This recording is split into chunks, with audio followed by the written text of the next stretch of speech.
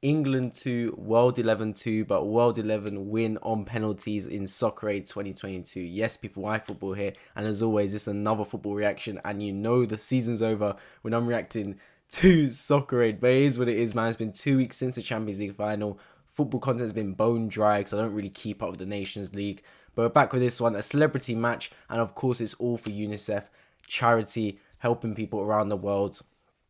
But yeah, overall I'd say it's a decent game. It's a charity game. A couple of actually old players that were doing decent, man. You had Evra, who was putting in a shift even though he's past it. You have players like Jamie Carragher still getting around the football pitch. Dimitar Berbatov even came on. So there was a few legends there. And of course, you had the celebrities, the people everyone came out to see. Your Chunkz of the world, your Mo Farahs, Usain Bolt, of course. And yeah, so it was nice to see all the way around. I think on paper, World 11 had the better team, although it did take till penalties for them to actually win the game. They, of course, had the legend Arsene Wenger managing them. Massive fan of him. Really want him to get back into managing, to be honest, coming from an Arsenal fan. I wish he would manage an international team even. I'd like to see that. Him on the touchline in the World Cup. But yeah, his team got off to a good start. Penalty given away by Chunkz.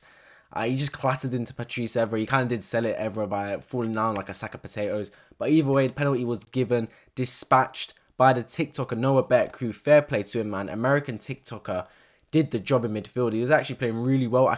He could actually probably pass a professional footballer, you know, because he was on that pitch probably the whole game, and he was still putting a shift, still getting round, controlling the game from midfield. Look, really good shift from him, man. Like, honestly, really surprised me. For me, he was man of the match. But yeah, they didn't give it to him in reality. But yeah, he played a really good game. He dispatched the pen. But then on the other side, coming back, Chunkz won a penalty for England after he got fouled by Noah Beck, the TikToker. It was a bit of a soft one, but penalty was given either way. And I really thought Chunkz would step up and maybe make amends for his penalty miss in the last Soccer Aid. But no, he didn't get given the penalty. Absolute spoil sport of whoever took it away from him. It was Mark Wright instead, who did score it. But I'm going to be honest, I wanted Chunkz to take it. I think everyone wanted Chunkz to take that penalty. But here's what it is, man. England tied up to make it a 1-1 going into half-time. Then the second half, the celebrity keepers came out. World's strongest man. I mean, he's an absolute unit, that geezer in goal. And he conceded after literally 2 minutes of the second half. Tom Grenham, I think his name was, went through and dispatched it. Good finish into the bottom corner. And he eventually did get man the match. Although for me, it was Noah Beck that deserved it. That put England 2-1 up, but World 11 struck back after Mark Wright gave away the ball, and then Kem went through and dispatched it past the keeper, who got injured after about 6 minutes, unfortunately, and that was 2-2. Chances going towards the end of the game were hard to get by, but then we had a couple of slight misses. Joe Cole took a couple of shots from outside the box that weren't really getting there, but other than that, man, it was just few and far between, and we got through 2 penalties. And you know what it's like, England in penalties, it could be the World Cup, it could be the Euros, it could be anything. Even this UNICEF charity football match, England still stink at penalties. The World 11 scored their first 2 and England missed their first 2. That's just the way it is.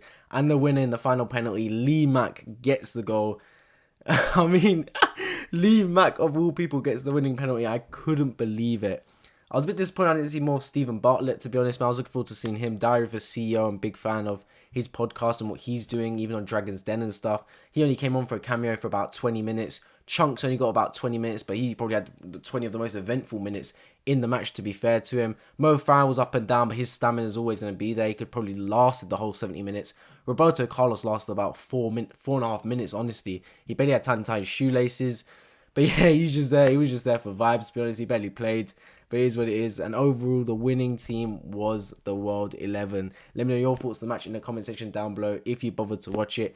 Of course, I'll be covering football news going into summer. I mean, I saw a stat that said literally last Friday, the World Cup would have started if it had not been in Qatar. And that made me think, I was like, wow. Like, this would have been the Summer World Cup. 2022 summer, we'd be living a World Cup year. But we have to wait till November for the World Cup. But it is what it is, man. It's not a million miles away, and I can't wait for it. But in the meantime, we've got summer news, transfer news going around, and of course, Arsenal will be competing in friendlies, which I'll be covering as well. As always, if you're new and if you enjoy football match reactions and transfer news, make sure to subscribe down below, and I'll catch you lot in the next video.